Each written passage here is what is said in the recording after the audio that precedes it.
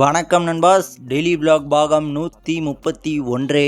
Wow, பெருமையாக இருக்குல்ல? தெரியுது. உங்களுக்கு பெருமையாக இருக்காது, எனக்கு பெருமையாக இருக்குது. போதுமா?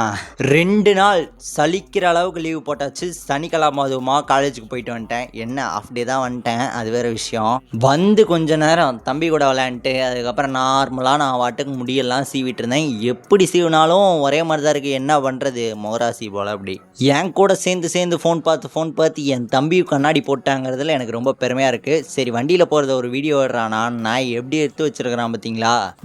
தோ இந்த பூனையை பார்த்து வச்சுக்கோங்க. இது ஆல்ரெடி என் மீன் மேலே சரியான கண்ணாக இருக்குது. ஒரு நாள் கல் எடுத்து எங்கே அடிக்க போகிறேன்னு எனக்கே தெரில. பரவாயில்லப்பா, என்கிட்ட இருக்க அவன் கொஞ்சம் பாசமான தம்பி தான். ரோஸ் மில்கெல்லாம் போட்டு கொடுத்தான். அதெல்லாம் அழகாக குடிச்சிட்டு கருப்பனை தூக்கிட்டு நானும் ஹோமுக்கு கிளம்பலான்ட்டு சுத்தம் பண்ணிவிட்டு எடுத்துகிட்டு கிளம்புனா அப்படி ஒரு ஃபீல். என்னடா பையா இந்த பக்கம் வந்துட்டியான்ட்டு கருப்பன் கேட்குற மாதிரி. ஹோமில் போயிட்டு அங்கே சின்ன வேலையெல்லாம் செஞ்சு கொடுத்துட்டு இந்த திங்கக்கிழமை நம்ம சிஎம் சார் பர்த்டே அதுவுமா சின்னதாக ஒரு ஃபங்க்ஷன் வைக்கலான் இருக்கோம். அந்த வேலையெல்லாம் இப்போ கொஞ்சம் கொஞ்சமாக நடந்துகிட்டு இருக்குது.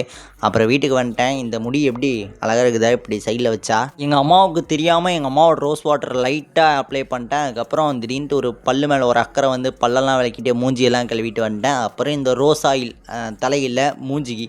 இது எதுக்குன்னு பார்த்தீங்கன்னா, ஆல்ரெடி என்கிட்ட இந்த ஓரத்தில் ஒரு 3 பிம்பிள் இருந்துச்சு. அது 3மே பெருசாக இருந்துச்சு. பார்த்தாலே அசிங்கமாக இருந்துச்சு. இந்த இதை போட்டு அப்படியே அமுங்கிருச்சு. என்ன கதை, எனக்கு ஒன்றுமே பொருள் என்ன பார்த்துக்கோங்களேன். அவ்வளோதான். டாடா பாய்.